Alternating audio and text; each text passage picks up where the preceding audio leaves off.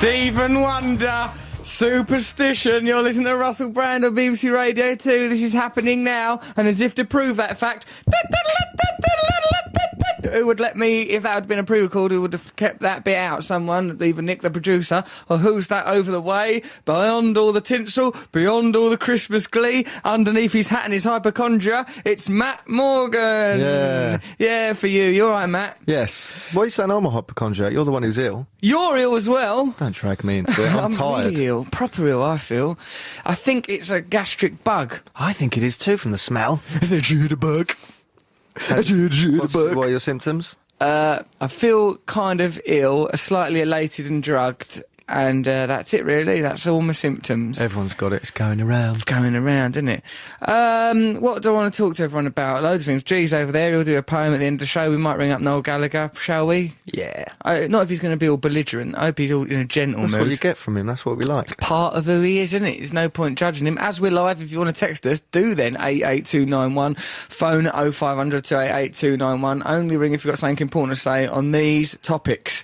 Christmas! No, Christmas, who cares now? It's weird. This is the... No, even this tinsel's depressing. It's gone depressing, hasn't it? It comes to that point where it's just where it looks like it's in a bag in an attic tinsel. Oh, yeah. What about my lovely house, though, all Christmassy? Well, where's that all gone? Is that still there? Still there. Though there's a lot of real vines and greenery in touch with all the pagan origins of the winter festival. Did you ask for that? No, they just done it when they came round. Who were those people? They like people who do it for shops and stuff? I think they'd done Jonathan Ross's house. That's the impression I picked up. Name dropper? I will drop a name dropper. So what? I ain't boasting or nothing. Did you go around Jonathan Ross's house over the Yule period? Nah, I ain't been round his house since Halloween, as a matter of fact. Oh, he's fallen out. No, if anything, we're closer than ever. Woohoo! For that relationship.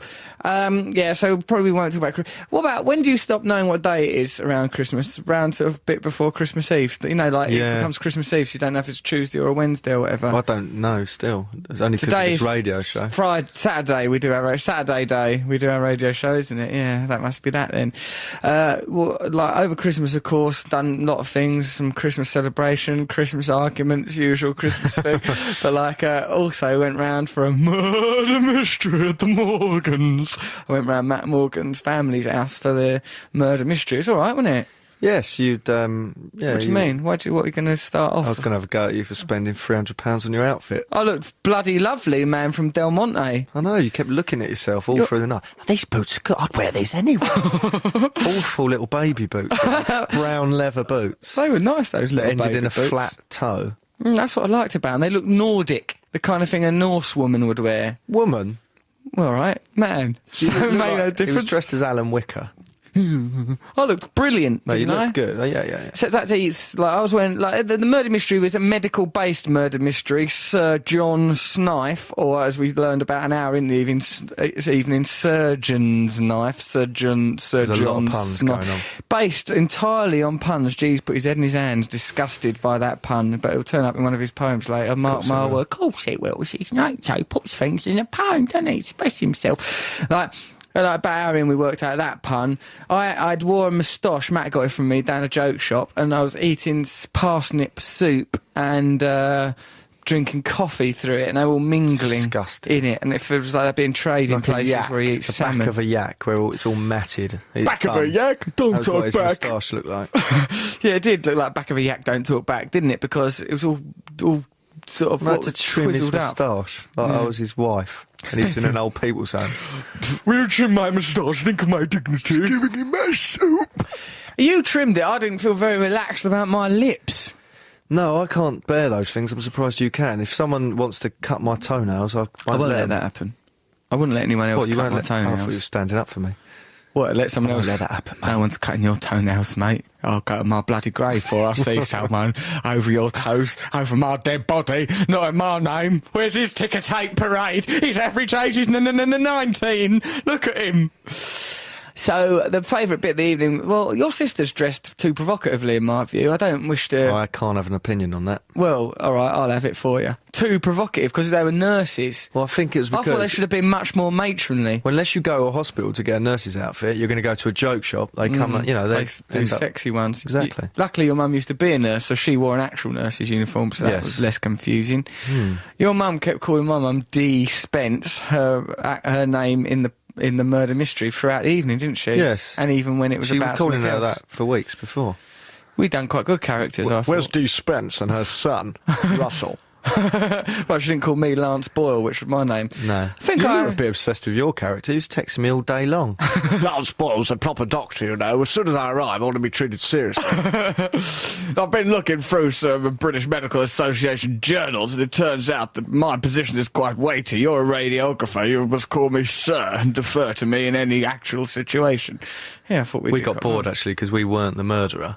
It was quite apparent, wasn't it? Well, your character was a bit involved. Mine was a complete phony. Yeah, it's a red herring. Your one, we could have cut you right out of the plot, because the only thing that yours was to do with, there'd been a murder, and yours was something to do with scratch cards. Yeah. That's all it was, wasn't it? I was just doing a scam for scratch cards. Also, Russell told me to do a Kermit the Frog's voice. That's good, yeah. So he could outact me. So I had to talk like that all night. Whereas I was doing a brilliant voice, easy to sustain, authoritative and fun. So, like, my voice was brilliant and easily, yeah, but you just talked yourself into a cul-de-sac, didn't you? But we're going to get into it, aren't we? You can go away for the weekend and be in character all weekend. Oh, yeah. Don't you think you'll struggle to stay in the character the whole time, though? No. Don't you think that? You wouldn't. Well, you don't know what kind of character... I mean, I stay in the character of me well enough, but, like, what about if it's... what if you've got to be, I don't know, a German photographer or something? What if you're Astrid Kircher and you've got to befriend the Beatles and influence their style? It'd be amazing. Will it? You could just escape yourself for a whole weekend. Become that thing. Yeah, I suppose so. Yeah, all right, that's positive, I suppose. Fair enough. All right, we can do that. Well, we're going to talk to someone later who's an absolute bloody expert. So we were not going to do this radio show, were we? Before, let's not bother, but then we did it for some reason. What was that reason? Loyalty to our listeners. Yes. To our fans who we love, who we live for. We thought we'd do it for them guys. So, bloody well... be grateful. Can't tell the listeners that. Don't tell them to bloody well be grateful. No. Oh, what then? We sound a bit tired, don't we? Come on, let's get really into it. Yes! And we're staying one against tonight. Woo! Enthusiasm! Let's have a spasm! Well, I'm going to feel with myself live on air. Well, I cop for that. Right, I feel a bit more upbeat now. That's good. Right! What? What emails you got? I got an email here from It's about a radio show. Go back to your microphone. Hold on, I had to get your an email. enthusiasm has led you away from professionalism. I know, that's the thing. It's very hard to maintain enthusiasm plus professionalism. That is why Timmy Mallet is the foremost broadcaster in Britain. Enthusiasm, professionalism, all of it. Chris Akabusi. Remember when he used to do Record Breakers? Record Breakers! The enthusiasm level was so high. Whoa, so enthusiastic about any of the records. You know that my book outsold the Guinness Book of Records over Christmas? That leads me to believe that my book is better than that, and also a record-breaking book. 112,000 copies the week before Guinness Christmas. Book of Records Christmas had a number one. personality, it would have to absorb your book in its next edition, and it would have to be pained by that. I'd want my book to be in the Guinness Book of Records as best book ever. And that Guinness Book of Records will hate it. It will hate it being in there. It'll be like a little co-joined twin of a book, looking up at it, peering up at it, wetting itself inside does the Guinness Book of Records still sell a lot? Of course it does over Christmas. Nigella Lawson were my main rivals. Why does that sell every year, right? Because not all those, so much of it must be the same as the year before. Exactly the same. I mean, how many new records are there a year? That bloke with curly fingernails. Curly fingernail bloke, he's never changed. And them two fat twins in dungarees, that idiot with his curly moustache, them idiots with their bearded bees. Dominoes going around. Oh, can we just stop for a while on bearded bees, man? Because that's have you got some material on it? I've got 8 minutes on this. Now, and here are those 8 minutes. Start from now. If this starts, why's it a beard? Look, shut up! Because why did they invent bearded bees? Why not a glove of python's wrists? Because it'd be about 2 pythons. All right, pants of moths. A thin... Moth pants. They should have a thin moustache of ants. Yeah, thin moustache of... Why don't me and you get ourselves insect costumes, right? We'll have little thin Nazi ant moustaches. We'll wear butterfly bras. That'd be all right, wouldn't it? Yes, Crotchless I'll be over in the lizard knickers. Come Come on. Look, do you want to be in the Guinness Book of Records or not? Talking of lizards, have we got old... What? Old what? Old Ike. Ike!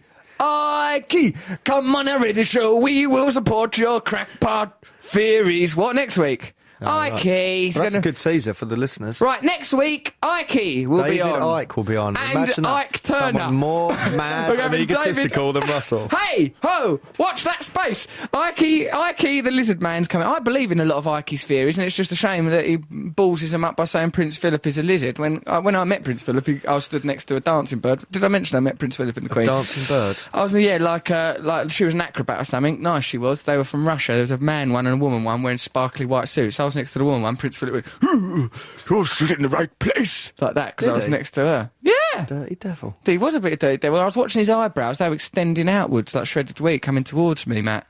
I thought, I wouldn't mind. Well, they were going like a bramble or an enchanted wood. Ugh. Yeah, they were. They were really come. But I thought, fair enough. Who cares? He's all right. He's just like a laugh. Beard of bees. Why have it? I've not really got material on it. I just said, why think of that? Why would you go? Let's have a beard of bees. The danger of being stung, and the worst place to be stung is on your face. Or the inside of your anus. Why not have a vibrator of bees? Because it would be stupid. It's stupid to have a beard of imagine them. that would have...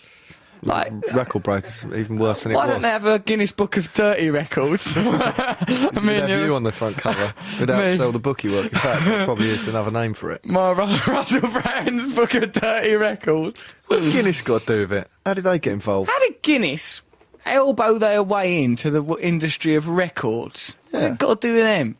That's nothing, is it? Why not have the Magna's Book of Lies or something?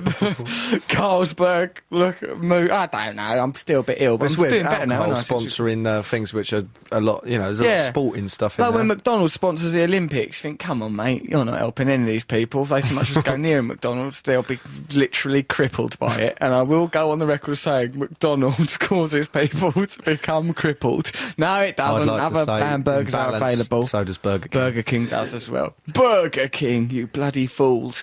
I've got an email here from, if I said something wrong then I don't mean it.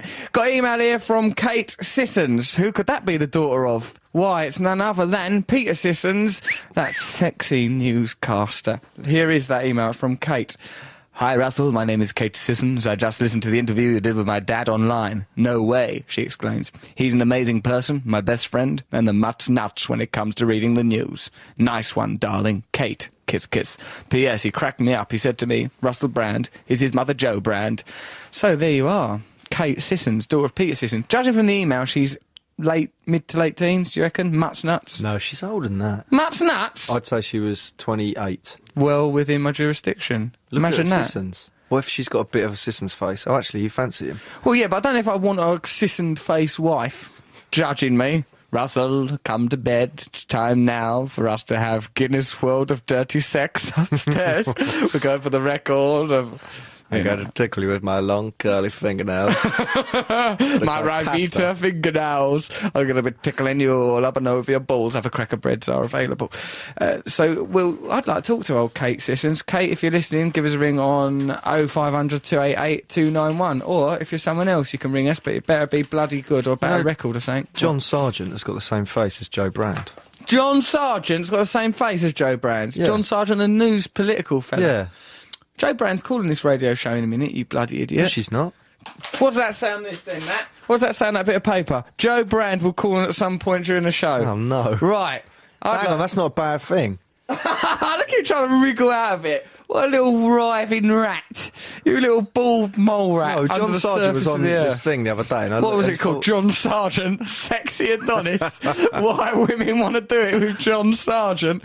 I met Jo Brand once and we looked at each other and she went, hello, son, and hello, mum. It was the first time we'd ever met, as if we both acknowledged that happens all the time. Yeah. Like once I met a man, and I think I've said it before on this radio show. Yeah, it was a right turn on. He had his knob out. Once I met a man, and he went, well, of course, I became aware of you. We were alone in a room. It was a weird atmosphere. Oh, I know about this. Once he goes, well, of course, he'd already told me he was a gangster, which was intimidating enough. I'm a gangster. I solve problems for people. He was all camp. He sounded like a camp menacing gangster. I was alone in the room. Did he wear gloves?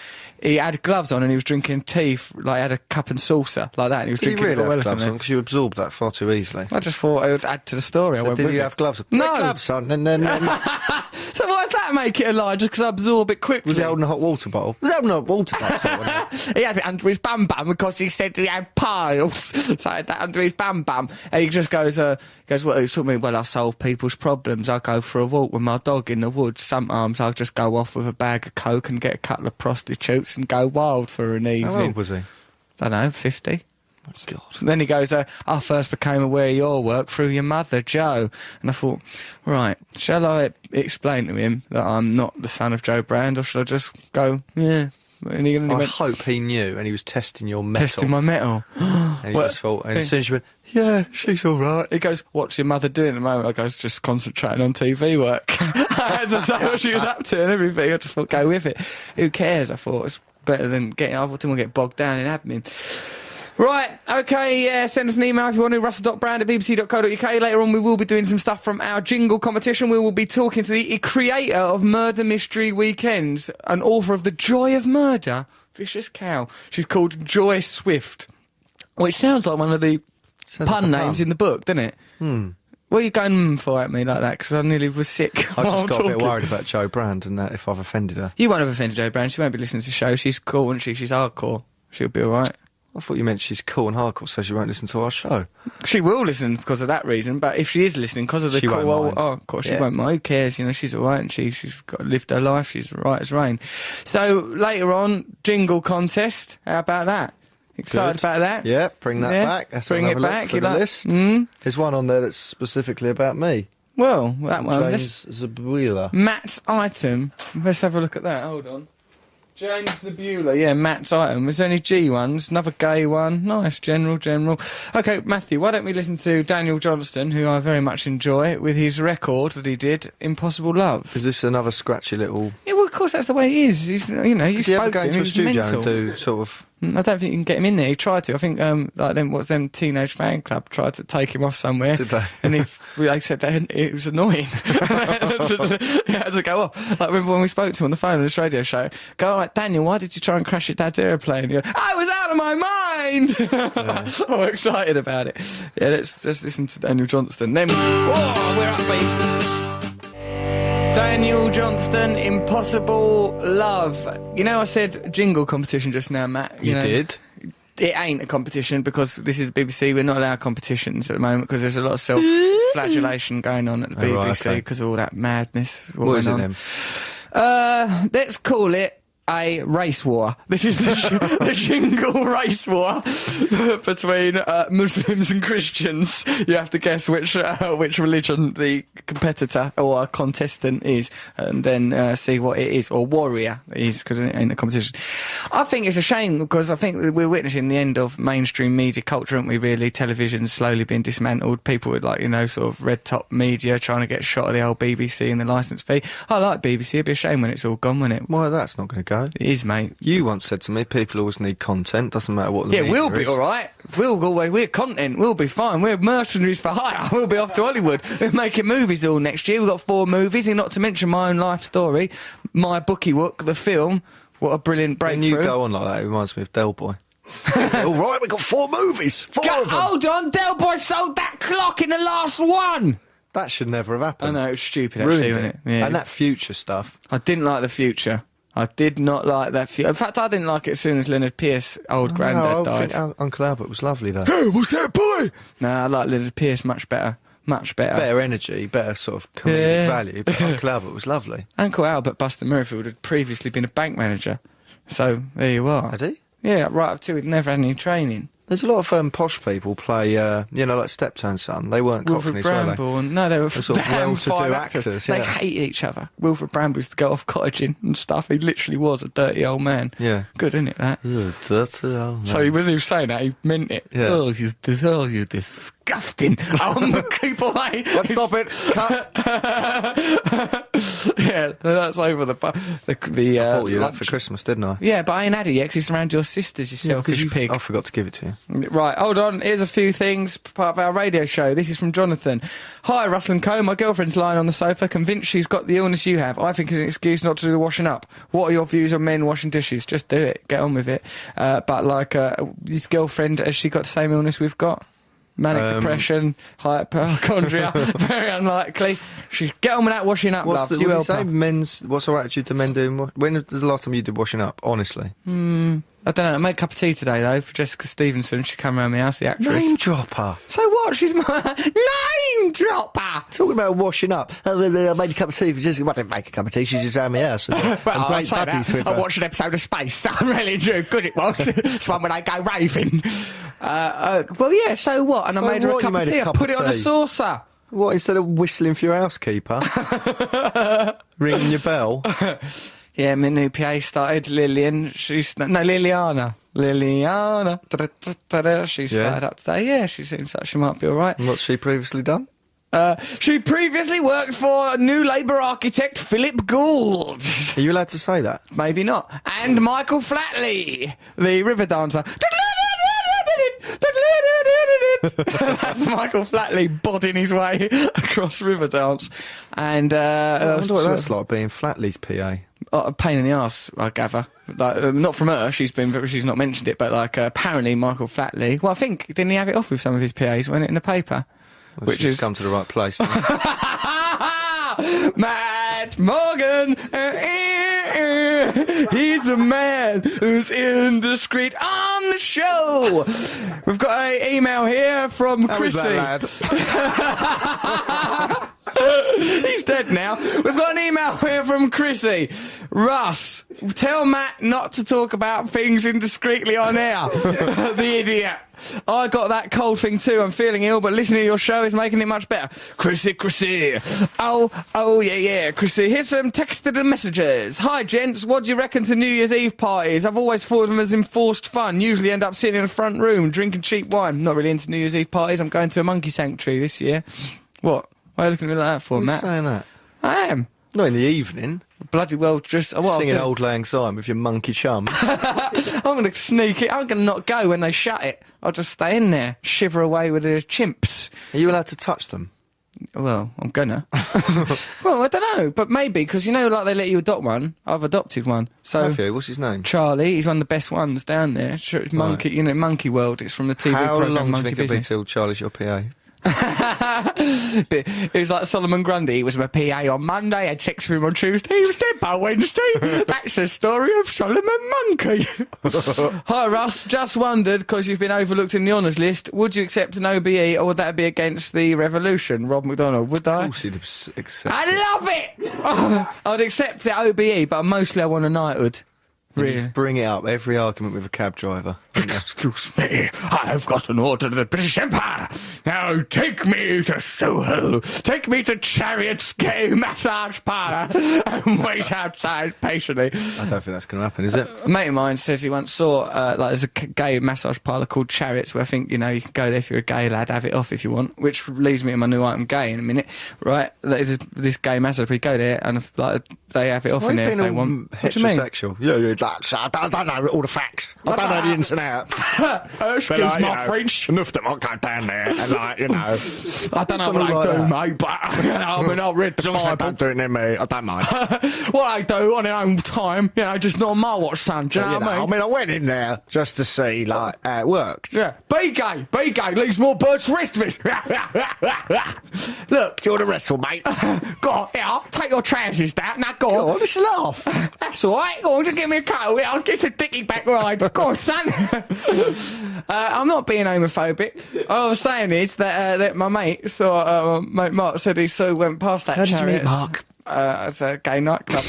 He said he went past that Chariots nightclub round Shoreditch once. He goes, there was a bloke banging on the door going, let me in! Let me in! Banging on the door in the dead of night. Like he was really out for some. Maybe he'd lost his wallet in there. Yeah, it could be that. That's one of them things that's touched G's off. He won't stop laughing about that all day. I like it when you get him like that. So, yes, I would accept that. I am totally... Can we as you turn know- the heating down in here? It's Is it hot ridiculous now? See, but look how I've perked up. I know, but So ill. I want to puke, and it's a bit hot now. it is a bit hot. G's gone over there to turn that down. We've made it too hot. It's bloody freezing. We were like shivering oboes, weren't we, when we got in? It's the Wogan way, isn't it? Wogan keeps it so cold because he likes to sit there with his, just nothing but his nuts poking through his fly. Pulls them through, all taut and buoyant. Russell, so anyway, I would accept a knighthood. Russell and Matt, says Gavin, I'm driving from Inverness to Norwich and I've done 360 miles with no stop. I need a pee. Should I stop or wait till I'm home in 108 miles? Do it in a bottle. Me and Matt on... What, driving? That's not safe. Get a wide-necked bottle, like apple juice bottle, like a special bottle. You can't do it. You can't do it at the angle when you're sitting down. You can if you can You get can it if you're in there. you. What do you mean you can if you're me? Because you could wee anywhere. I've got a gift. It's not a gift. That's one of my gifts. I can wee any time, any place, anywhere. A witness on the Kerouac doc. Hold on, there's some things here about Kerouac. Dear Russell, I've just watched your programme on the road. I wanted to say it's one of the best things I've seen on TV for ages.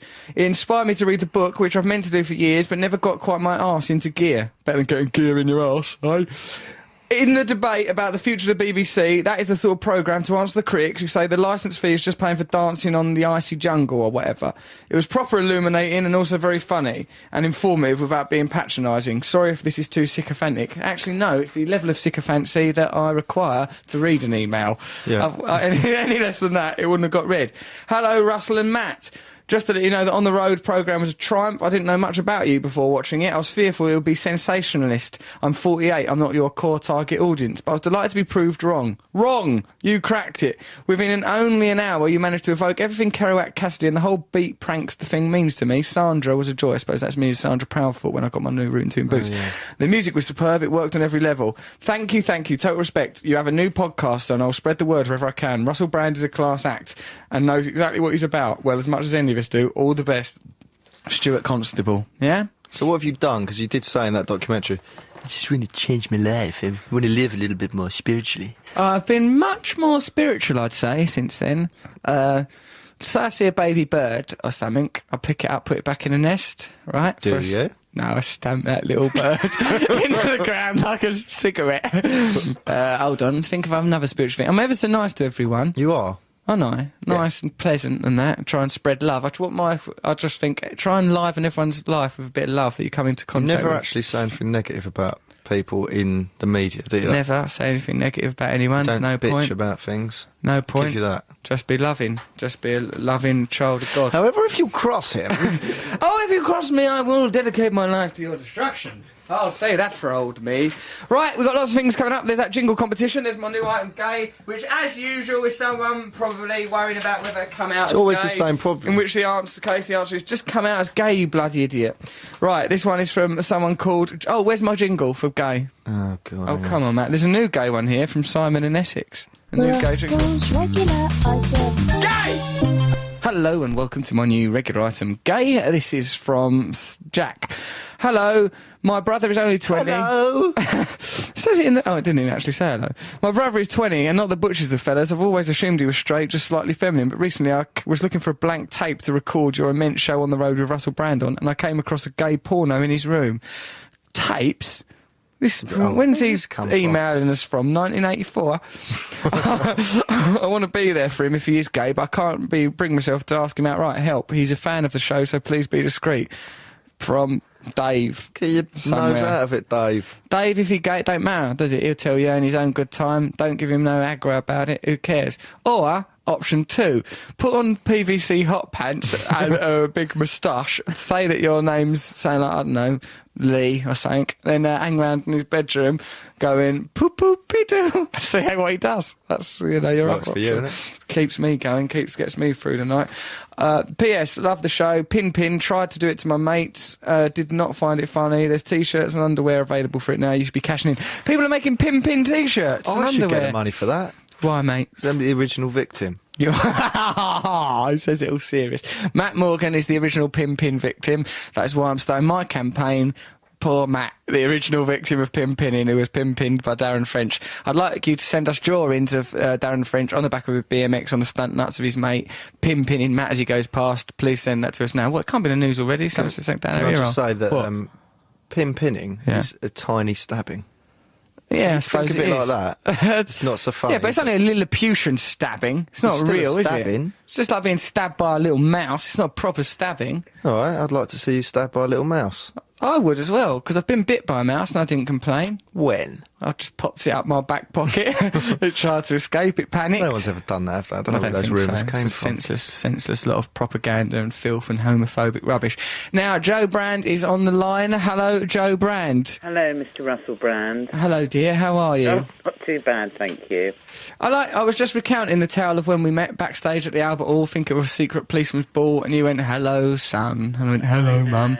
Both of us wearied by the question I'd assumed in that moment. Indeed. I mean, obviously, I've been meaning to apologise for a long time for giving you up for adoption when I was 13, but the social worker said it's the baby or the fag, so something had to go. It's fair enough, really. I think you made the right choice, because a lot of them fags have gone on to become stars in their own right. Benson and Hedges, who would have thought that would have been such a triumphant battle? Rothman, Lambert, Butler, all of them grew up to go make big things in the tobacco world. It's Indeed. not fulfilling Sir Walter Riley's original vision, I think, of what tobacco could mean to us all. Good old Sir Walter, that's God. what I say. Yeah, he was all right, wasn't he? Of course, my knowledge of Sir Walter Riley comes from an episode of Blackadder 2 where he was in it. Like, a lot of my historical knowledge comes from Blackadder, really, tell you the Fair truth. enough. It's all right, isn't it? As Yeah. long as you're learning. Did you hear that bit where we were just talking about pin pinning, Joe? I did. I only heard a small bit at the beginning. Sorry, bit of imbibing's gone on. At Oh, really? the end, about being stabbed by a small mouse. That's what Matt says being pin-pinned is like. It's a craze that we've irresponsibly started where the school children of Great Britain are stabbing each other with pins. It's really catching on, as is hepatitis C, as a consequence of How that. very unpleasant. Ghastly, really, Joe, but, you know, it's all in the name of science. Was it a psychiatric nurse that you used to be? It was. Do you still then sometimes judge people's mental conditions during a chat? Not sometimes, all the time. Which ones have you noticed over the course of this few minutes from me? I would say possibly a multiple personality disorder Yeah, I've got that. with a touch of schizoaffective personality disorder thrown in. Check. Yeah, they're all there, Joe. I'm nutty as a fruitcake. I'm sorry to disappoint you. You seem relatively normal to me. Yeah, no, mundane, banal, other words that are flung in my general direction. Don't matter how many illnesses I try and feign, you know, things, I just am quite well balanced now. You are. Joe, I should ask out of courtesy, are you promoting anything that we should say about? Well, not really, except I have been asked to throw in the fact that in February I am doing the Pirates of Penzance in the West End for 2 weeks. Are you? I am. What are you doing in that? I'm playing the police sergeant. Right. Is I that... don't know if you're familiar with Gilbert and Sullivan. I know some of the songs, I think. I'd admire you if you weren't, because it's something my dad played to me kind of non-stop when I was a kid. Is it like... That is like Gilbert and Sullivan. Three little mates from school are we? Da, da, da, da, da, da, da. It's not that particular musical, but that's one of their songs, isn't it? That's a Mikado, and apparently Alistair McGowan's in that. Bloody hell. So I know it's a sort of celeb-tastic few weeks at the Gielgud. Fair enough.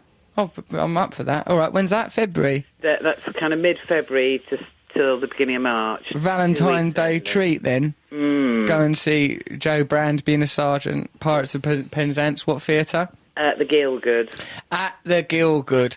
Right, hold on, let's talk to you about other things. Let's use your knowledge as a psychiatric nurse. My mate Matt, who I do this radio show with, is hypochondriac. What are people hypochondriacs for? It's to do with their family dynamic, and it's to do with the underlying anxiety That makes they sense. have, which has been passed down to them by their parents, who've probably been overzealous about their health. Well, his mummy's a nurse, actually, not a psychiatric nurse like She you, went the Joe. other way. She was less caring about my health. She was less caring, blasé, almost. Yeah, well, what do you mean? Giving you pies? Well, because and nurses don't, booze? they're not going to be. They understand it, so they just go, "Well, you'll be all right. Get dressed and see how you feel." Get dressed When you as- were running a temperature of like 106. Yeah. or after a yellow. road accident. Just get dressed, see how you feel. Sure to pick up eventually. Joe, the other day I went to a murder mystery round at Matt's family's house, and to Yeah. tell you the absolute truth, the murderer could have been absolutely any one of them. And that was even before the game had begun. Is your family quite disturbed, Matt? They were, I think, around the table, with Russell there in Oh, costume. fair enough. I looked bloody marvellous in that costume. I wore a white suit, Panama hat, grey moustache, black-rimmed spectacles, lovely little brown boots and a cravat. I looked to all the world like a colonial... John McCririck. Yes, Yeah. yes, that's pretty much it. Yeah, colonial John McCririck. Yeah, happily, Joe. That is kind of what I appeared like. It was Matt's mum ended up being the murderer, as a matter of fact, which was, you know. I've never done one of those. Was it good fun? It sounds hideous to me. No, it's all right. Go give it a whirl as long as you can break character. You know, you don't have to be oh, could I have the butter? You know what I mean? You can sort of stop to do normal, necessary chit-chat. And you're not actually allowed to murder someone. No, I mean, Right. I did get away with striking a child under the pretence that it would help the narrative along. But that was as far as the violence went, Joe. It was quite good fun, really. It sounds good fun. I may have to call social services. Give them a bell, get All them right. involved. Where are you? Are you in a domestic situation? I am flat sitting in Penge for Joan Collins. Really? That sounds like a... Well, I say flat sitting, it's more sort of sheltered accommodation, really. You're in Joan Collins' sheltered accommodation, flat sitting, while Yeah. tipsy. With my Christmas present from her, What is it? Trini and Susanna's body-shaped Bible. Really? This all sounds so... I can't tell what's real anymore. No, don't worry, I can't either. I'm well past that stage. I am in a hormone meltdown. Oh, really? Well, I feel like since I've had children that I don't actually know what day it is, so Yeah. I just go along with that. It's quite good fun. I suppose so, but ultimately it don't really matter what day it is, does it? They're all basically the same sort of thing. Yes, exactly. Joe, thank you very much for coming on our radio show and chatting to us. It's lovely to hear from you. Are you all right? You sound a bit tired. I'm and ill. world-weary. I'm really, I'm a bit well-weary. I'm slightly ill. I've got I think I've got some sort of gastric bug or something. I feel like nauseous and lightheaded. Where I don't take drugs, I try and take illness as a free buzz in a way, you know, the sense of vague elation that accompanies malady. So, like, you know, I'm trying to get off on that. But I'm a bit tired. Every so often I get, like, I neck a bit of caffeine, give myself a little rush and just, you know, try and lift myself up a level. But basically, I still think we're doing a damn good job. Me too. God Look bless after you. yourself, though. You and all, Joe. Be careful. Rifle through her drawers. It would be my advice. Rifle through Joan Collins' stuff. Indeed, I will. I fear Biggins may already have been there, but I'll course see he what has. I can find. Oh, bless you. Thanks for calling us, Joe. All Take right, care, take my it love. easy. Bye, Joe. Ta-ta. Bye. Bye. Ah, there she goes, Joe Brand. What? Is that a lie about Joan Collins? I Must be. can't tell, except for the Biggins bit. I couldn't tell if it's a lie or a truth. What do you want to listen to then? You can pick one if you want. Well, I don't want White Wedding. Don't put it on then.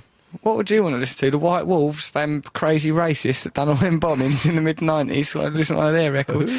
The White Wolves, they were idiots. Well, remember when there was a bombing in of the Admiral pub in Old Compton Street, right? Like, it's a That gay wasn't them, pub. that was just one bloke. I know, but the White Wolves hilariously claimed. phoned up and goes, "We done that," and they hadn't. And everyone goes, "Well, White Wolves have phoned to claim the bombing," and then later on they goes, "Actually, it was this idiot here done it," and they went, "Well, we could have done it. Watch out with the Phone White up and Wolves." claim anything if there was a storm. Yeah. We done that. Necromancy. See that storm? If you don't stop being so gay or Pakistani or black or whatever it is you're being, there'll be plenty more storms where that came from. We are the White Wolves. Ooh. It's very 80s, isn't it, racism? It's a bit old hat, isn't it? Who can be bothered with it? I just think, racism, grow up. There's no point, is there? Too much else going on. It's had its day. Might as well just sit looking at CFAX all day if you're a racist, getting all your information off CFAX. Right, all right then, what do you want to put on Jesus and Mary chain? Yeah, or do you want Lady Madonna? It's more up, innit? Should we Yeah, go might for lift us up. Lady Madonna, lift us up for the vibe. Woo! G's putting his thumbs up as if, well, I thought it was some sort of dirty gay gesture.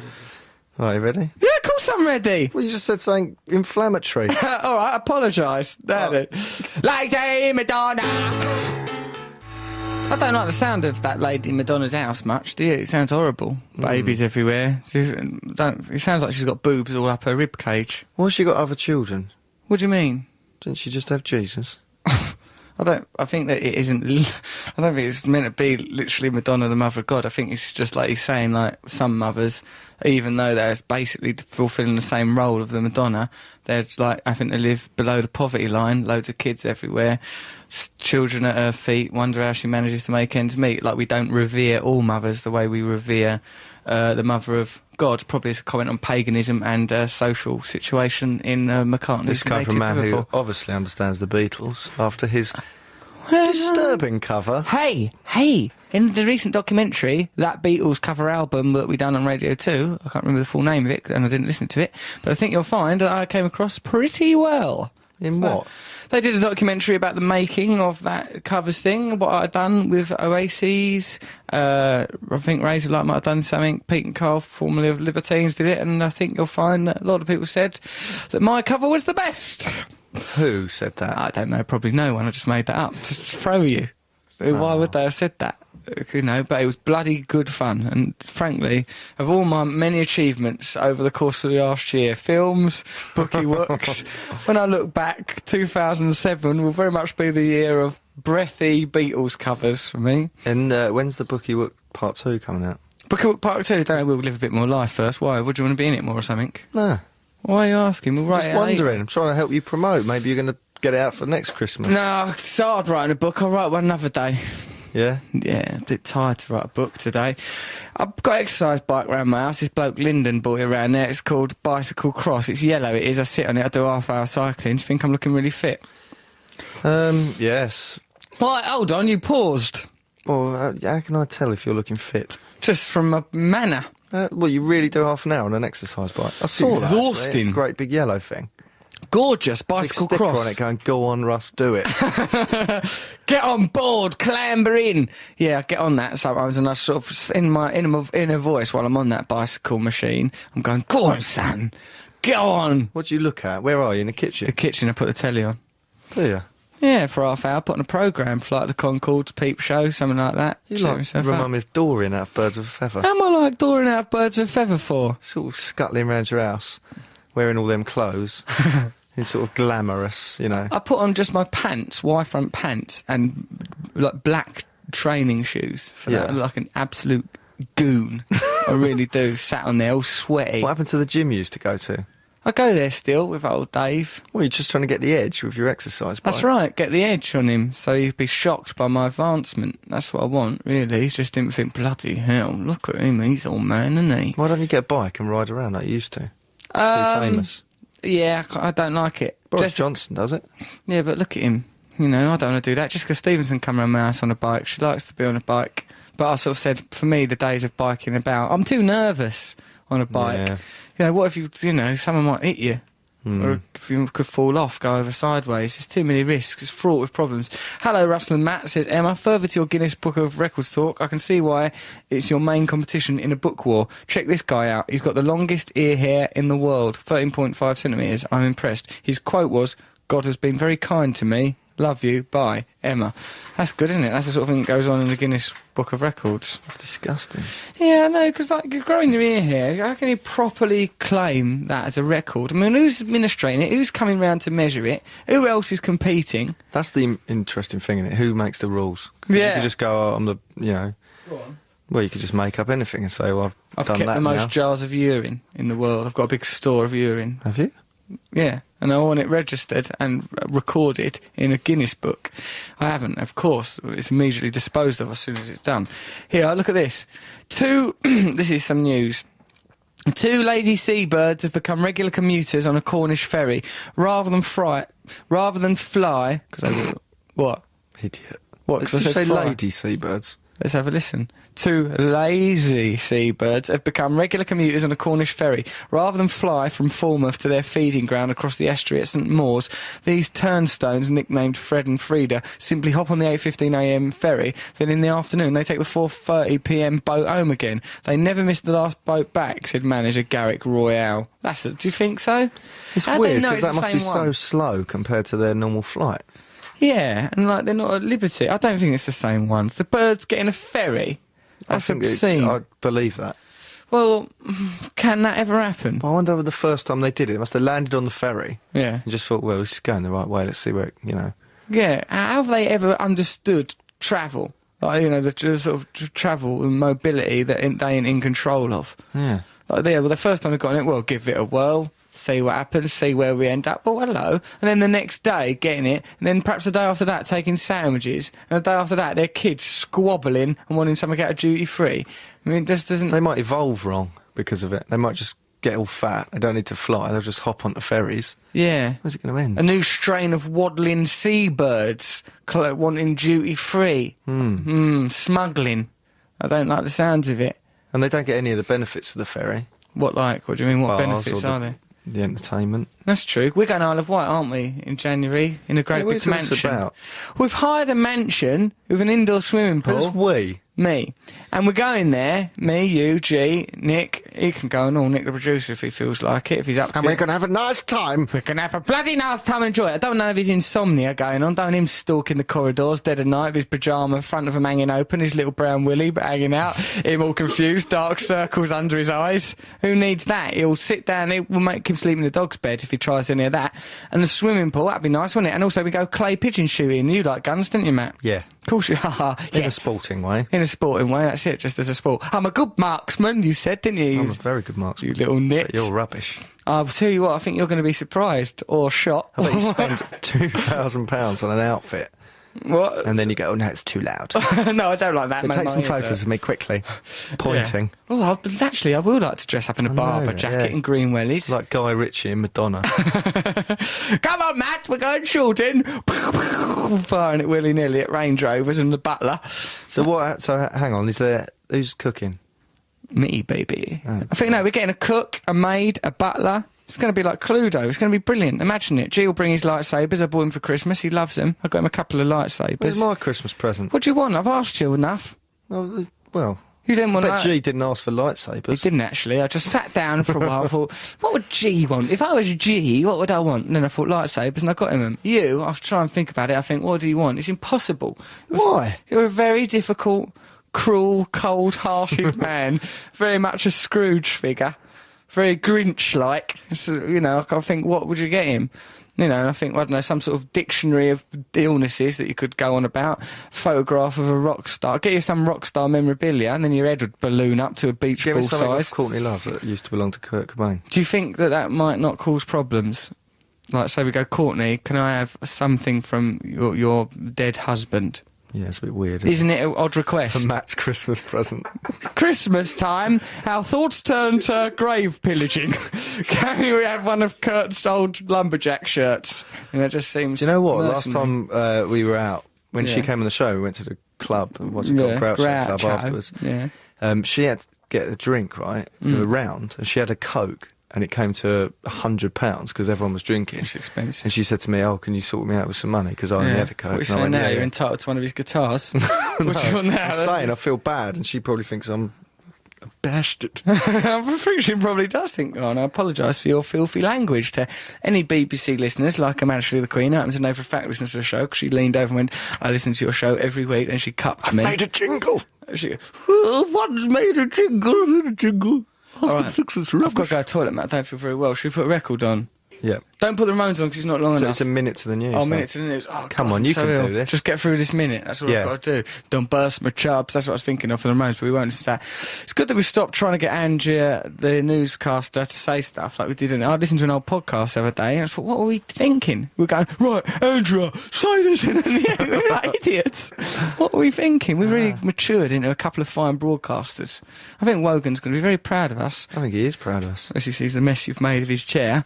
And the mess you're going to make in a minute, the way you're wobbling around. I know, I'm trying to keep myself together. Even Jo Brand noticed that they were saying cup, didn't she? Well, we're in a weird frame of mind, aren't we? I know, but sometimes when we're like this in the first hour, we go balmy in the second hour. It's happened before, and Stay tuned. Stay tuned for the second hour where things might go all balmy. But before that, why not flood your head with things that have, excuse me, actually happened in a little show I like to call Here is the Bloody Old News. This is BBC Radio 2, online, on digital, and on 88 to 91 FM. Dub, dub, dub, this is some news. What bloody hell, Voodoo, PayPal, Prodigy. You listen to Russell Brand on BBC Radio 2. We just had some newsy poos, and then we had the Prodigy doing that Voodoo people thing. You stopped that abruptly, didn't you? Oh, Why? 1 minute you're going, 10 seconds, and it was just an awesome silence. Also, don't you fade things out, or don't I hear the fade? Well, when I put the mics up, Yeah. it sort of cuts in. Cuts in, does it? So it sounds to you like it's ended abruptly. It hasn't. But to people listening Don't at try and home, understand. got you in your little button box. Antonia says, Russ, speaking of travelling animals, I read this the other day. They ain't stupid, these animals. Bus drivers have nicknamed a white cat McCavity after it started using the number 331 bus several times a week. The feline, which has a purple collar, gets on the busy Walsall or Wolverhampton bus at the same stop most mornings. Then he jumps off at the next stop, 400 metres down the road near a fish and chip shop. Love the show. Antonia, do you think that's true? I think it is true. I think animals, you know... How do they understand buses? Because like, dogs understand cars. Do they, Matt? Can they have it? I think I have to lay on the floor. Oh, no. Right, He's just pulled his microphone out. It's all right, He's go now back plugging it in. Right, I'm plugging it in now. It's the professionalism of a chimp. There we go. It's all right, it's back in. Right, I think I've got to lay on the ground and do this. Really? I've got to. I feel weird. You really think you're Jim Morrison? There it Is goes. everybody in? He's laying down on the floor. Oh, God. Right, I'm just laying on the ground. Lesser broadcasters would have just gone home. I'll lay on the ground for this bit. Yeah, it's just this standing up makes me feel more ill. This lack of eye contact reminds me of when you were in Hawaii. Oh, those were days, weren't they? I was in Hawaii. You're just a disembodied voice. I know, that's what I felt like over there. All those people smoking crystal meth, Hawaiians, surfing, being in love with my surf instructor. Whole thing was a lot of pressure. This is a text message from Millsy in Cranbourne. If you listen very carefully, the song Lady Madonna is about a prostitute. That's my take on it, but then I am a prostitute. Love the show. Millsy.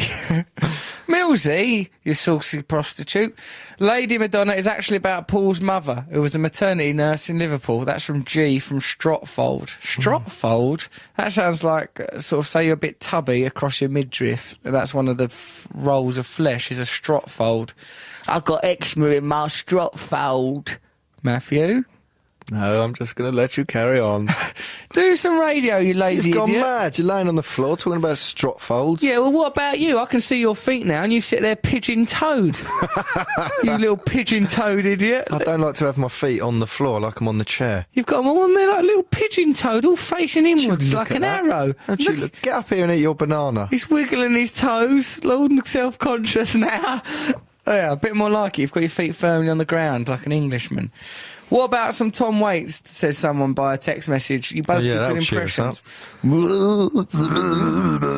I'm laying on the floor, I'm feeling kinda seasick, but I'm not even at sea. Doobie-dee-bee. Well, OK, we've found a new low on broadcasting. We started at the gutter, but we've gone low. Matthew, come on, let's do the jingle competition. You Okay. lead it, because I'm unwell. It's very weird with you down there. Of course it's weird, me down here. Let's see your little booty. All right, here's a booty. Look at There it that. is. All right? Does that make you feel better? I've got one leg aloft. Yes. I'm Are you really that high-kicking ill out. that you've got to lay down? I can't stand up. Okay. I really Are you can't. hiding from someone? You know Chumbawamba, I get knocked down, but I get up again. No, never heard of it. I get knocked down, I just stay down there until I feel better. I get knocked down, then I stay until I'm a bit better. Never gonna get up till I'm a bit better. Come on, do the jingle Right, competition. okay, well, you've got to give me... Not a competition, race war, I mean. Jingle race war. Okay. Right. Shall I just choose one? Shall we go for my one first? Tell us what it is you're doing. So this one is an entry from so-and-so. Yeah, do your Yeah, I one. know. I know how to do it. Go on then. Check this out. I'm looking at your little tootsies, mate. Now you got them all curled up like a lap dancer. Don't judge me on my feet. I will judge you on your feet. They're all curled up like a mermaid's tail. Right, here we go. This is from James Zabula, and this is a little... Potato, patata, zabila, Well, zabula. you've ruined it now. Here it is. It's about me. Swift, woo! Man can't go out tonight. He's got a radio item to do. Looks like Aphex Twin. Quite good, quite Clever. good. But is it not is that illegal to do that to Morris's music? No.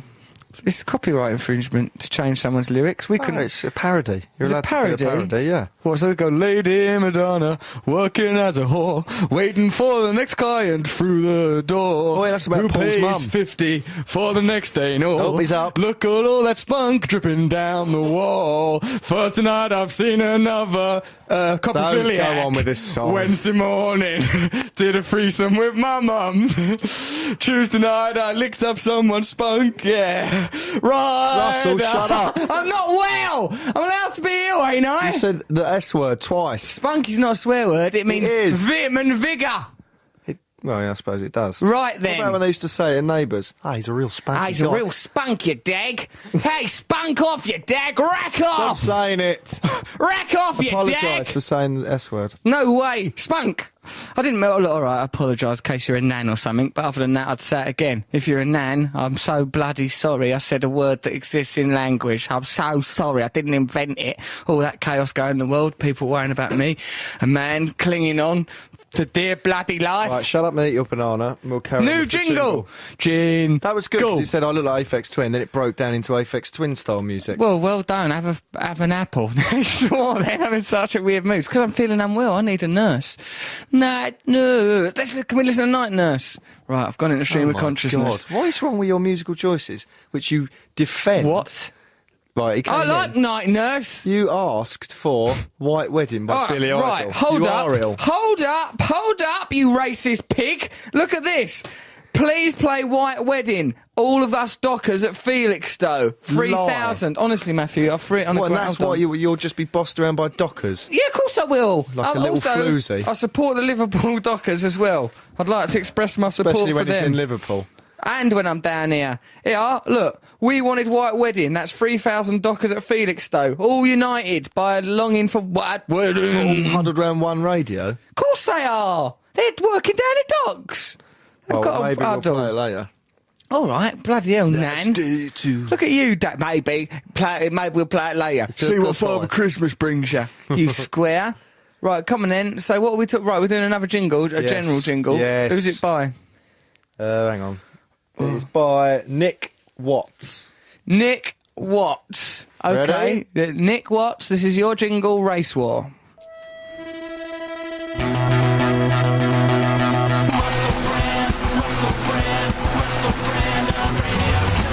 Love it. Well done, That's because it's a quite good good. duration. Should We have it can again? use that. Yeah, let's do it again.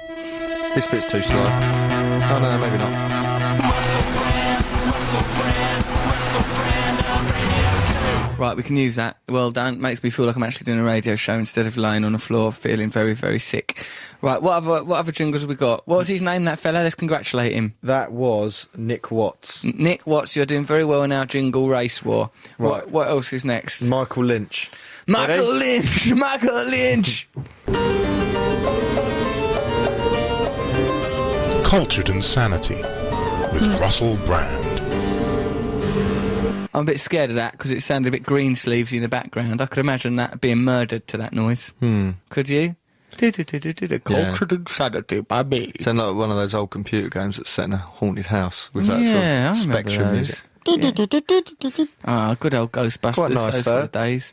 Let's not break the spirit of Michael Lynch. Michael Lynch, we love your spirit. Keep it up, old son. Don't ever be downhearted. Sorry about the saying spunk. Right, now... Stop saying it then. All right, I apologise for it. What do you want? Other people might have forgot what I was apologising for. You're one of those people who can't apologise without going, I'm sorry. But what do you expect, right? I'm sorry. do you expect? Sorry that everyone's so stupid they get offended. Sorry that I was bullied at school. Sorry I never asked to be born.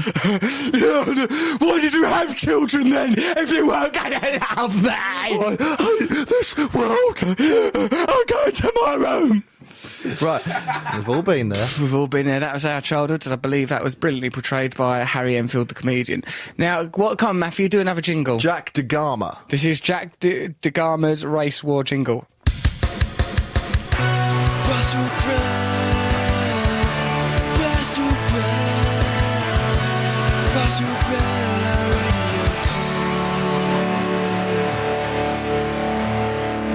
Nice, bit too much of that at the A end. bit of it. too many repetitions of that name. Yeah, but I like that what the name. That's name my was. name, what I'm called. So let's try another jingle. Right, well, this is someone who's called themselves Superstar.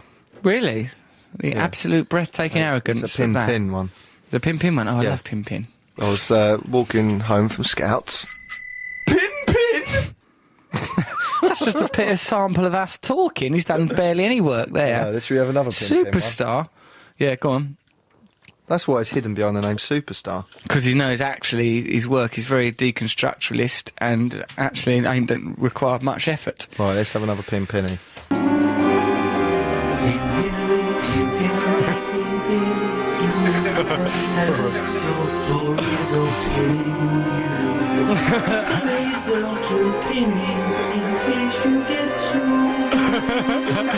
That's really good. That's a really good one. Who was that? That was Simon in Essex. Well done, Simon. This says General. Simon in Essex General. 34 at the Oh, bottom. he's done a couple. Nice work, Simon. What brilliant work. Oh, he has as well. Yeah, that's excellent. Well done. What brilliant work by him. Dead man stuns friends with holiday greetings. Fitch, known for his sense of humour, died aged 88. His friends and family started to receive Christmas cards from him, handwritten with a return address of heaven. The greeting read, I asked the big guy if I could sneak back and send some cards. At first he said no. At my insistence, he finally said, oh, well, go ahead. Better get back, as the big guy said his stretcher points let me in the first time, so I better not press my luck. A friend for nearly 25 years, Debbie Hanson, said, all I could think of was you little stinker. It was amazing. You little stinker. It's like she was distracted by her own bottom. If you knew you were going to die in the, like, 6 months, would you do things like that? Would you make little videos? Yeah, for I people? film everything from then on. Yeah, but not in an egotistical way. I mean, giving them to In people. an egotistical way, though. Film it, film this, you can learn from this is my legacy. Film my legacy! You're on the brink of saying something mad, aren't you? Yeah, I am actually. Luckily, I'm a very skilled broadcaster, so you will not get any actual madness, just stuff that seems a bit mad. Hey, look, call our answer phone, 08700 100 200. Did we get any interesting weird messages on that? Let's have a listen to see if we did. We got something from Jerry Halliwell once. I enjoyed that. What? Yeah. Have you been speaking to her? No, Matthew, I've not spoke to her since I met her, which is often the way with women. Do you have another jingle? Jingle, jingle! It's not a contest, it's a race war. Remember that? There are no contests allowed, but race wars flourish. This is Lee Noak. Lee Noak. Or Noak. What? That's weird. Oh, look at that. Lee Noak. It's all corrupted. Lee Noak. Lee! Lee, what are you playing It's at? made it on a computer that's underwater. Lee, you reckless idiot. What on the earth was he doing with his Jack's Clouseau-style sub-aquatic recording system? Very odd, that, wasn't it? Well, Matthew, I can only say that was a breach of the idea of our jingle race war. If you can't enter in the spirit of our jingle race war properly, don't enter it at all. Would that be your advice as well, Matt? Exactly that. And also, let's listen to James as a... Oh, no, we've had that, haven't Of course we have. Let's do Simon and Essex's non-pin-pin Oh, yeah, one, the but general 29. one, because he's proven himself to be a skilled jinglist. Let's go for it. Russell Brand on Radio 2 on Saturday nights from 9. Very little relationship. Everyone can do Morrissey's voice, can't they? Yes, but only Morrissey does it well. There's not enough relationship between the content and the words. Like, you Really? know, the musical content. His thing there, what Yeah. he was saying, it didn't go with the musical bit, did it? Very well. Get her, the new Simon Cowell. I'm sorry, you're never going to make it in show business. No, he's done well. His other one, the Pin one, was a bloody masterstroke. Okay, is this something I should be doing? Oh, let's talk to that murder mystery woman. Let's put a record on, then we'll have her, yeah? Yeah, this is a good way of doing a radio show. I'm very relaxed. Well, all that's different is you're sitting down and saying spunk every 10 seconds. It's a real breakthrough. I think this is how Kenny Everett started go wrong. Sitting down. Oh, Do you want to listen to a gay jingle? Yes, I do. Russell Brand's brand new item. Gay. Gay. Well done. G didn't like that one. G's bothered to crane round Matt's back to condemn that one. Really? Yeah. What are you condemning that from round the back of Matt for? Yeah, use that in a rhyme. I'm leaning round from the back of Matt to condemn that crap. That's the sort of thing you'd say, innit? Right, okay, so we're going to talk to a murder mystery person, but meanwhile, come, let's listen to White Wedding for the Felix Stowe Dockers. Support the Felix Stowe Dockers! Come on, Matt. Really? Yeah, what have you got against Billy Idol? He's cool. Is he? Yeah, of course he is. Oh, Billy Idol. He's good. I'm here. I'm here, Billy Idol, White Wedding. Oh dear, I'm down back on on the the ground. floor. I'm back down on the ground. Down on Oh, the yeah. ground. Down on the ground, like when Sid Vicious got asked that in that press conference after the murder of Nancy Spungen, who don't seem very happy. No, I'm not. Where would you like to be right now? under the ground. That's where he wished he was, under the ground. He felt all confused. I'm laying down on the ground. I'm feeling a little bit ill. That was White Wedding. We played it for the Dockers of Felixstowe. Hope you enjoyed it. Listen to Russell Brown on BBC Radio 2. If you want to send us a text, do 882 91. I'm feeling properly ill. I've got that thing that loads of people have had, you know, it's about a gastric flu thing. I feel all nauseous and bilious and a bit out of my head. Is there any drugs you can take for it? It gives me an opportunity to get some drugs down my neck. I'm looking at little Matt rootin' tootin' tootsie feet Morgan with his little twinkly toes. Look at him moving. You can take around. indigestion tablets. That's all I've got on me. All right. I've got one left. You can I feel have like I might throw up though if I put anything down my neck. That's the problem. Oh, God. That's one of the main worries.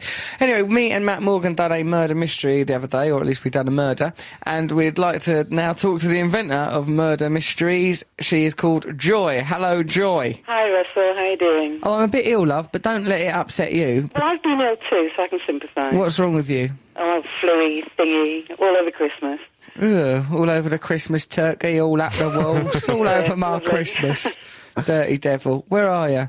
I'm in Liverpool. Oh, yeah. Nice. Capital culture, don't you know? Yeah, I do know, because I've done the Royal Variety performance up there. I'm well into Liverpool, and I love the place. Now, what on earth's going on with this murder mystery? You invented it?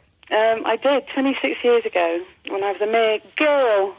When you were what? A mere girl? A chain of hotels, and I was in PR and marketing and responsible for getting bums in beds, as they call it. That's pretty similar to what I do.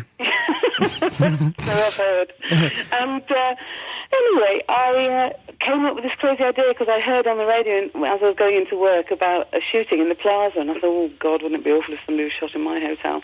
Yeah. And then I thought, actually, for the people that are there, that are witnesses, they'd have to give statements and... Yeah. This is a tragic good. beginning to the murder mystery phenomenon. In the hotel. I thought that the murder, like the producer Nick Phillips, right, our producer, calls himself a vicar's son. His father must be disgusted the way he carries on. Listen to this. He goes, ask her how she came up with the murder mystery phenomenon. It's a lovely, jaunty story. It's totally founded in murder. Yeah, it was. But then I did come up with the idea because I was thinking, you know, when you watch all these sort of Columbos and things, and you think, why don't they ask that obvious question? Yeah. And you think, well, actually, that means the film would be over in 10 minutes. But that's what guests do on our weekends. They have a whole 3-day period where things happen all around them, rows and bedroom scenes. Are there and actors lots of mixed murders, in, or and they can ask the suspects all about their dirty skeletons. Are there actors mingled in with the murder mystery players, or is everyone just a person, a real person who's just come on the weekend? No, they're actors. There are 10 actors. There's always a really sort of well-structured, complicated plot. Right. And it lasts over the whole time. And really, you've got very little time that's free. But we sort of, we have games over dinner and stuff. So it's not all really serious sleuthing Miss Marple-ish stuff. Do you pretend that, like, if you go on the murder weekend, do you pretend to be a character? Yeah, well, each plot that I write has a theme to it. So you get a letter a month before you arrive, and it explains the theme, and it gives you some ideas of just a little character that you should create for yourself. E.g., what sort of character would you do for me and Matt? Do me first. Well, there's a question. I mean, for example, if it was a wedding... Yeah, and like we'd have Wedding the by bride and the Billy groom Idol. would be the actors, and I'd write and tell everybody a little bit about the bride and the groom. So clearly, you would have been somebody that had had the bride many years before. Brilliant. Some sort of, former lover of the bride. Yeah. Okay, fair enough then. Now, at me and Matt's murder mysteries, people came out of character all the time, just go things like, I can't have the salt pepper. Oh no, the babies are crying. Oh bloody hell, someone smashed the window. I've done a blow-off. Things like that. There were nothing to do with the plot. Would that be outlawed in a proper murder mystery? Well, we get a lot of fun guests who will do all sorts of outrageous things, but as I say, Does it ever lead into a sex orgy, Joy? Joy? Does it ever lead into a sex orgy? No. Why? Well, we could arrange one for you, I'm sure. Well, I would like to go... Imagine it was like, instead of a murder mystery weekend, sex orgy weekend, and there's a little bit of a script, and then it all tumbles into a Lady Madonna-style sex orgy. Do you know what? I think that's my next spin-off. Good spin-off, isn't it? Absolutely. Spin on that for a murder mystery suggestion. Then it could be a sexy murder. Yeah.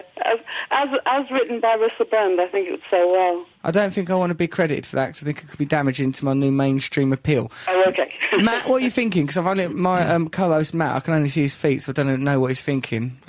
Yeah, can we come on one of these things? I'd like to do it. Absolutely, as my guest. Are there periods, like, is it like like Victorian sometimes, or? No, most of them are sort of present day, just because the plots are sort of very realistic. They're sort of on a level with Taggart or Moore, something like that. Wow. Are you allowed to investigate this? this? Fancy dress on the Saturday night to whatever the theme of the whole plot is. Right. So if it were, for example, one of the plots we did was a wedding, so the fancy dress on Saturday night was lovers. So there's always an opportunity to dress up. And can you inspect the murder scene? Can you, like, look at the way the corpse has fallen and stuff? Oh, yeah. Boffin. That's not boffiny, Russell. Boffin. Are you in it, Joy? Do you play the part of a countess or something? Well, I haven't played a countess, no, but I've played all sorts of things over my time. Do you overact it sometimes? Or Oh, no. All very clever, subtle stuff. are they professional actors that you employ in it? I've got a real mix of people. Some are professionals, some are lawyers, some are teachers, a real mix of people, but they're very good. Joy, one of Matt's sister's boyfriends, his sister Sarah, his younger sister Sarah, her boyfriend Jamie, one year, it was a gangster-themed murder mystery. He got a bit drunk, went too deep into character, and was going, oh, F this, F that, I'm gonna kill you. And Sarah, Matt's sister, go, please, Jamie, stop swearing at my mum. He went too far. And then another year, Jamie drank so much that he weed all over the kitchen work surface in the dead of night, and then when asked that, he goes, oh no, don't worry, I can clean it up, get me a cloud. So in the privacy of your own home, that's fine, I'm sure. I don't think it would work in the hotels where we are. Is it a danger, though, people going too far into character? Yeah, and then like, do you ever have to stop it and go, Henry, stop it, please? No, never. Well, no one ever goes through the looking glass. No. What if you all dropped a load of acid and then did it? Then that probably would happen, but Never I've do never that come then? across it yet. No, it's an irresponsible way. Mixing LSD and murder mystery would only lead to the Manson family cult. I think we can agree that was a terrible time in modern history, and we never want to revisit it, eh, Joy? No, I don't think so. Joy, you got quite a sexy voice. You think about murder a lot in suspenders, I reckon, do ya? Sometimes. Nice. How old are you, Joy? Oh, don't ask that. I'm 50. It's horrible. You probably could still be quite sexy. That falls well within the remit, eh, Matt? You may be, sometimes. Misogynist. Why am I a misogynist? Probably be quite sexy, love, you know, a bit of makeup. Bit of slap, go on, put a fur coat on, you'll be alright. Bit of devil's dandruff, eh? You don't look at a mantelpiece when you're poking fire. Remember, I'm ill. Don't judge old ill Russ. And Joy, I didn't mean that in a disrespectful way. That was a parody. I thought you were going on mainstream and normal. What's happened? I'm He's ill. laying on a floor, jabbering away, trying to flirt with you.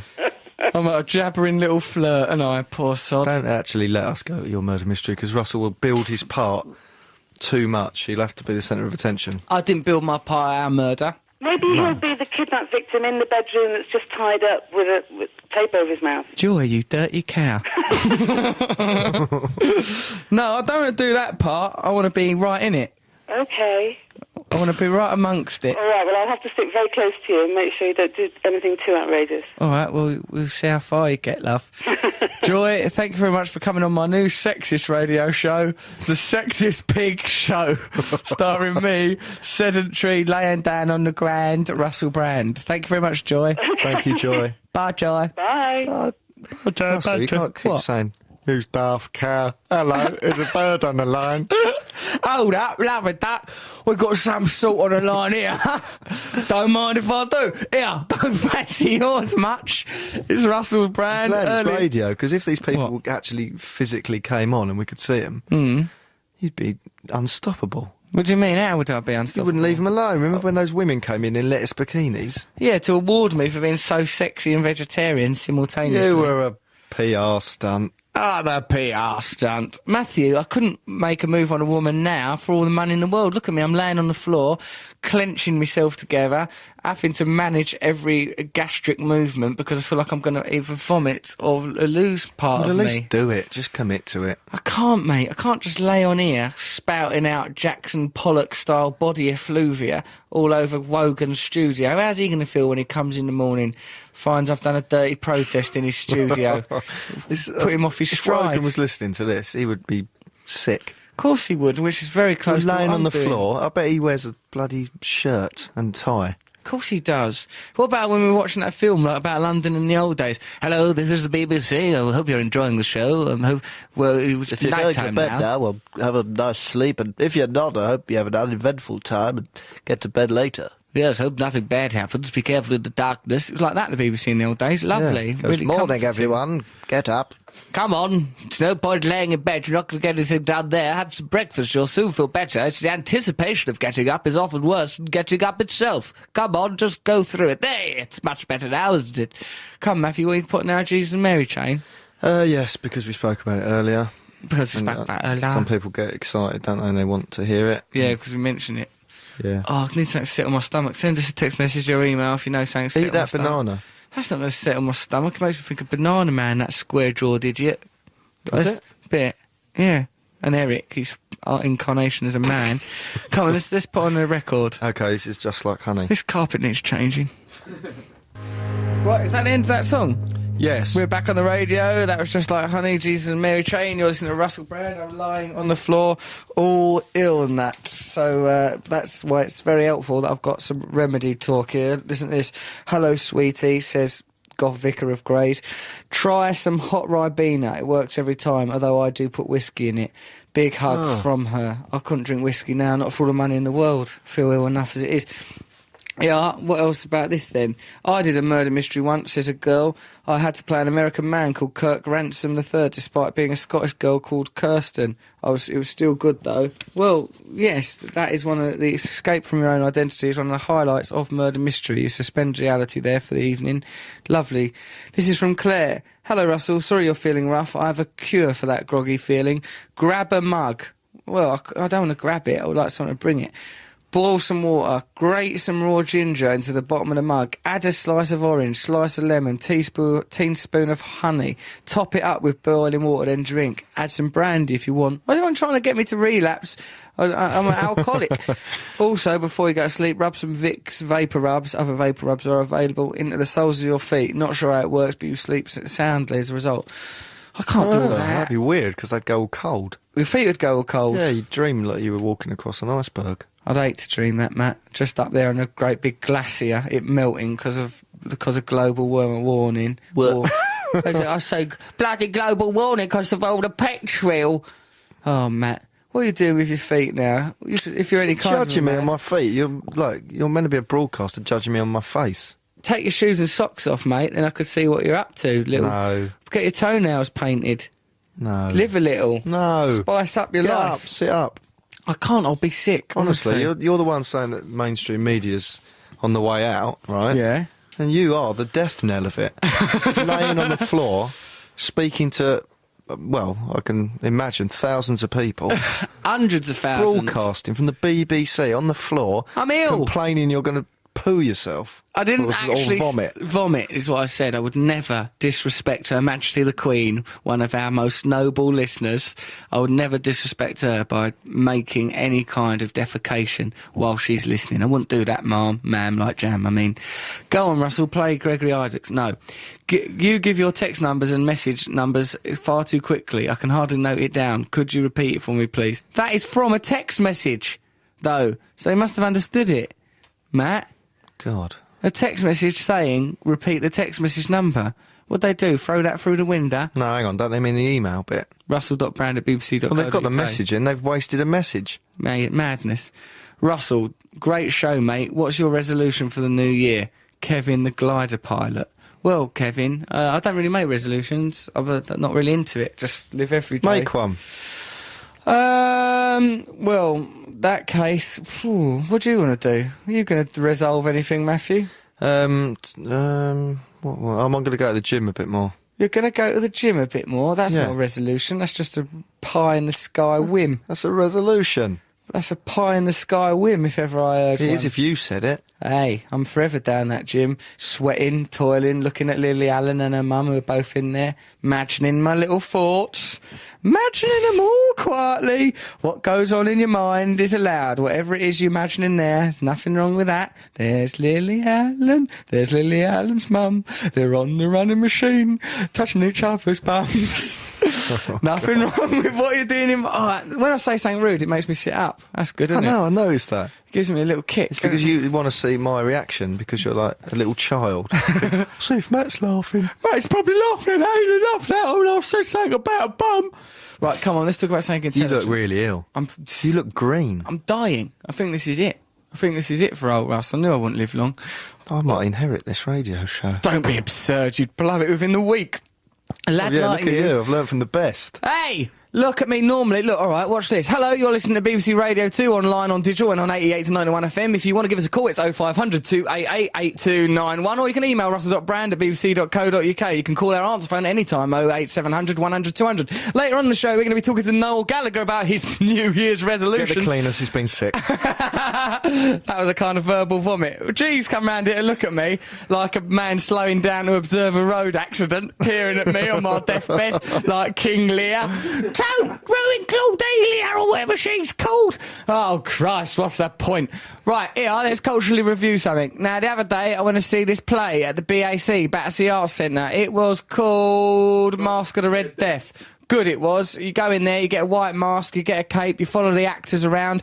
Then sometimes, though, you go into an individual room and it's just you and one actor. 400 members of the audience all milling around. They've turned the whole of Battersea Arts Centre into a theatre.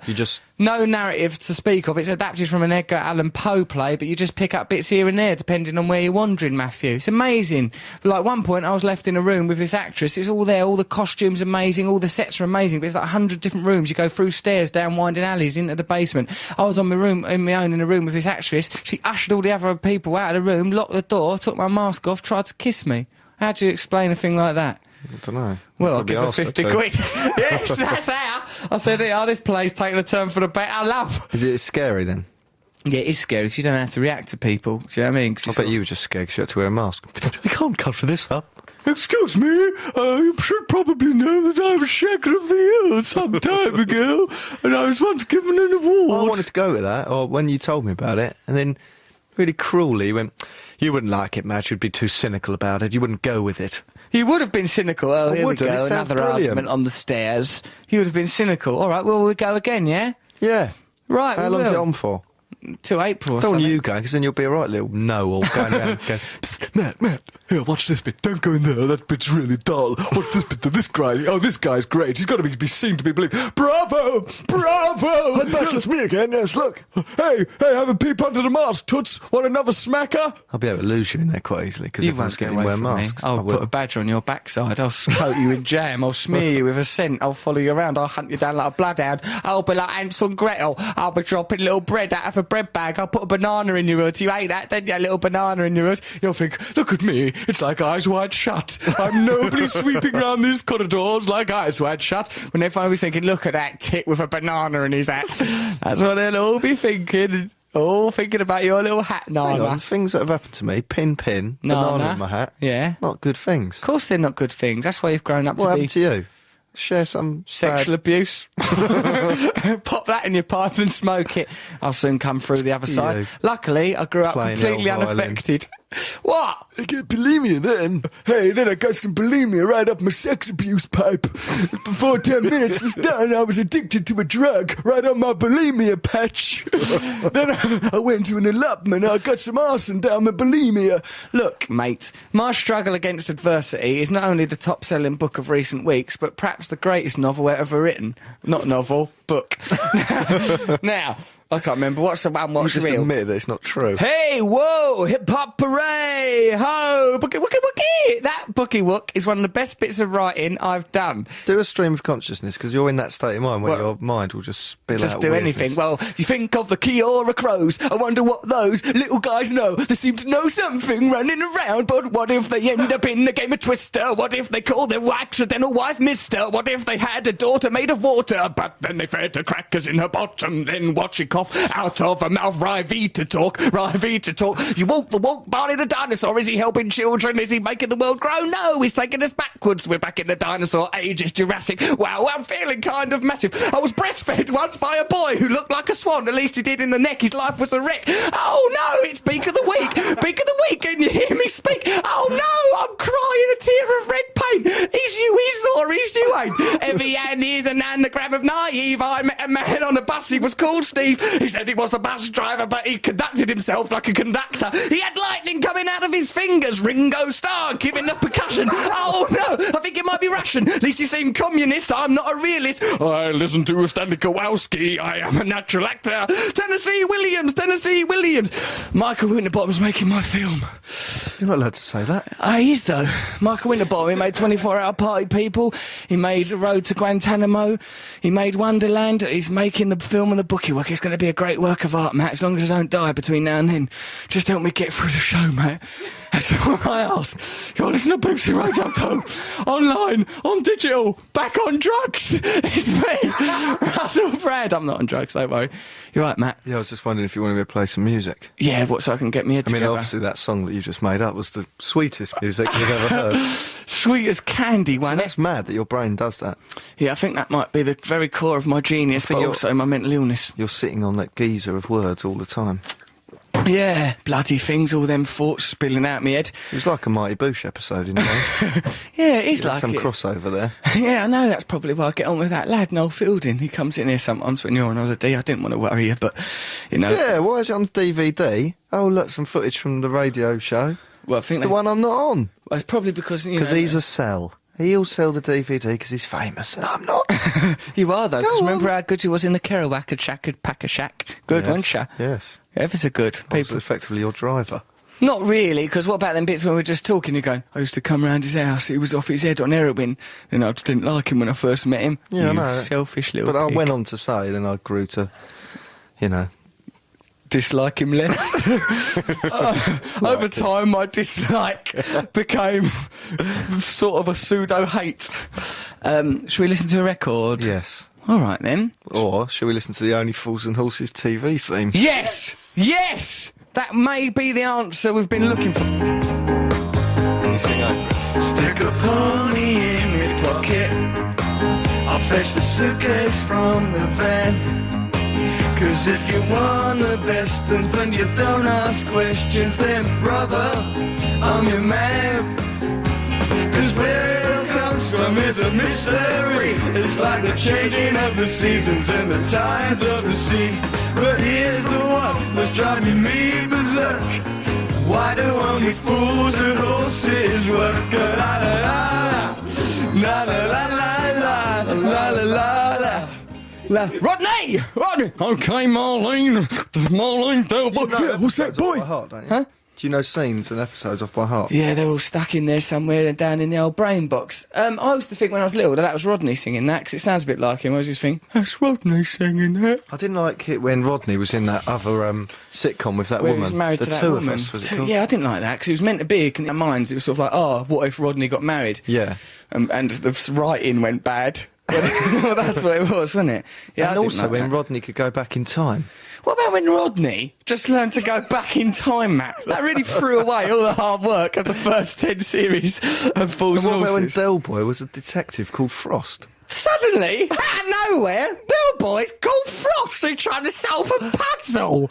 He's trying to solve a puzzle over a couple of hours about someone's done a murder. And Duck Killer, he was. What about, right? This is ridiculous. When Del Boy become a duck. What ate blood. Some voiceovers for a cartoon. Yeah, it was stupid, wasn't it?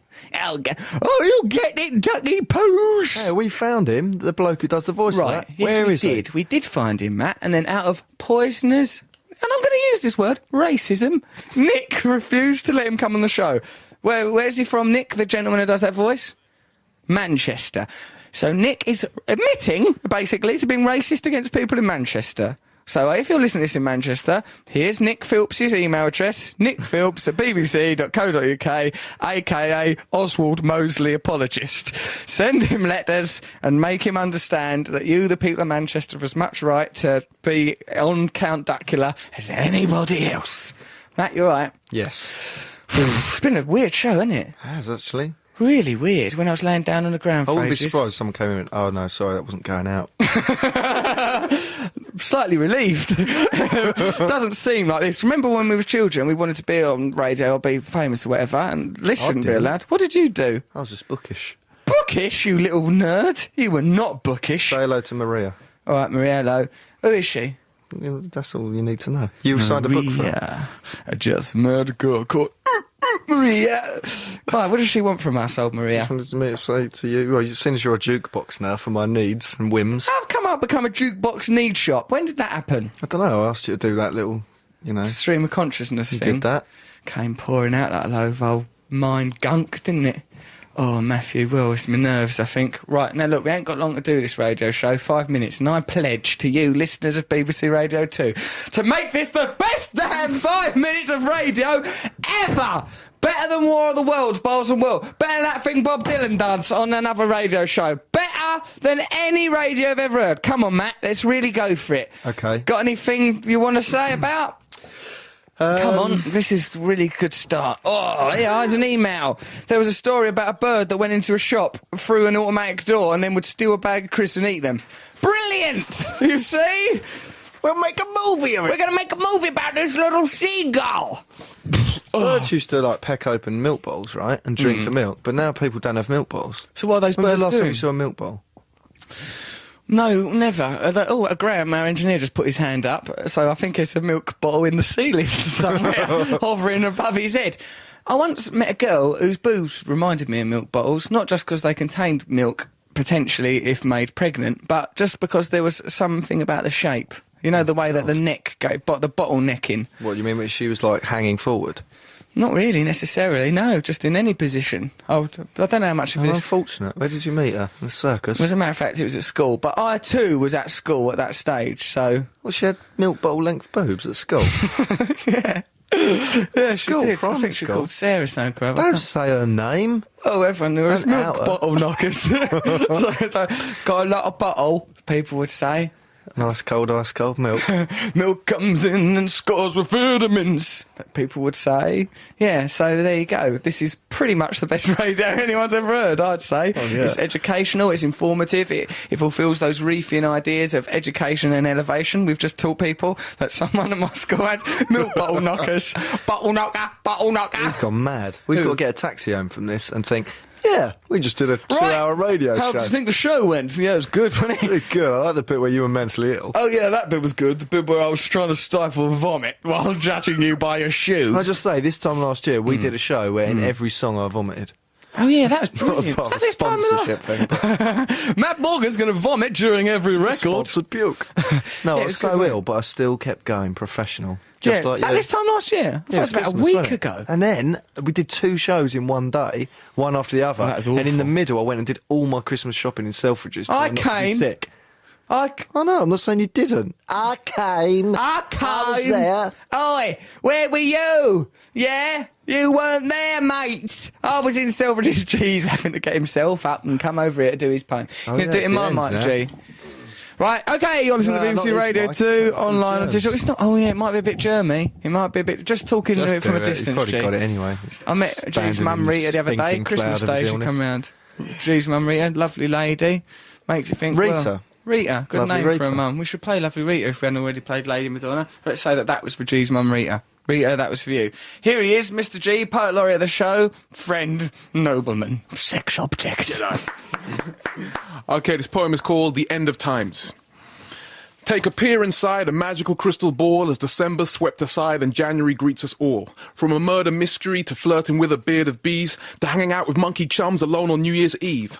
Should old acquaintance be forgot, we reminisce on the keys to departed locks and sail the 7 seas to lazy birds on the dock, drift towards insanity as the new year shuts up shop.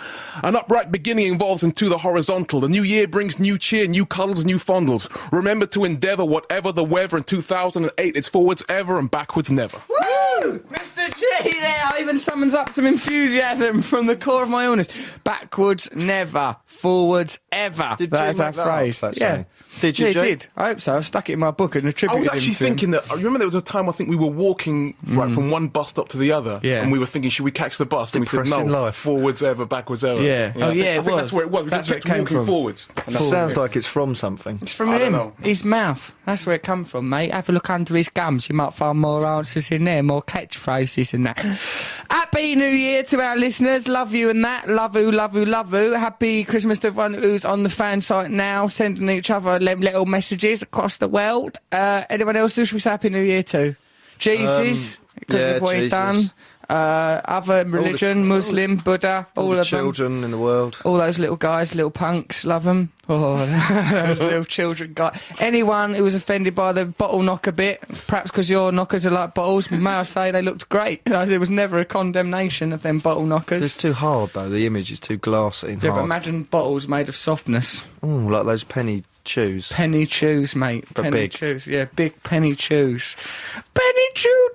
Penny chew. A penny chew, still a penny. I don't know, mate. I mean, they ought be. I'm off to find out. Let's find out that before next year. And when we next talk, mate, 2008, well, not me and you, we'll talk in a second, but when we're next on this radio show, 2008. That sounds so futuristic. Doom, doom, doom. Where's it all gone? Where's our laser bikes? Where's our wives and families? Where's everyone gone?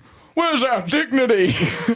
Right, okay, well, thank you very much for persevering with us. We tried our level best. I've not been very well. I'm going now to... I'm sorry too. Matthew's sorry. We're all very sorry about our final show. We should have done a best of. Even Jake, we could have done a best of. We didn't have to do this. We said no, not the fans. Not for that. Our fans deserve better, we said. Unfortunately, they didn't get it. No, they got worse. But the intention was always better. Plus, I think someone mentioned that we don't get paid unless we come to the studio. So we thought, well, we deserve our money and the fans deserve their show. And we make this for the fans, don't we? Yeah. Who else do we make it for? Us and our money bags. Oh, yeah. Oh, yeah, no money box. I got a money box, it's got money in it. It's a pig from NatWest. I got the baby one. I never got the daddy one in the suit. I hate that guy, big fat pig. So, everyone who's listening, we love you. Actual love. Actually, if anyone's got Nathaniel, the You dad, can't have send them it in. pigs. No, because all my life I've never got him. All right, good. That goes as your Christmas and birthday, though. Yeah, from me. That's your Christmas and birthday. Send Matt all the pigs, all lined up. We want them pigs. I've got all of them apart from the dad. Ah, well, 'cause you couldn't get together. It's only about 10 quid for the dad. No, it was you £100. pikey. No offence using that word. Sorry, but even if you knew Matt's background and mine, you would accept that that was completely legitimate and justified. So, sorry anyway. Right, let's get you that thing. Yes, please. Give him it, you selfish... Don't be a selfish pig. If Give Kurt him that Cobain pig. had owned Nathaniel, then that would be the ideal present. Really? All right. I'll go Ask and ask Courtney Love. Tell her I'll pay that bar bill. Matt will pay your Groucho Club bar bill if you can somehow find it in your heart to desecrate Kurt's memory by handing over his piggy banks. Let's get that done then. Right, well, thanks for listening to the show. In a minute, we're going to have some lovely old news. That's simply some stuff that's happened, told to you in a way that makes your life manageable and stops you going into the streets and overthrowing the government. This is BBC Radio 2, online, on digital, and on 88 to 91 FM. Talk to you in 08. Bye, I love you, bye.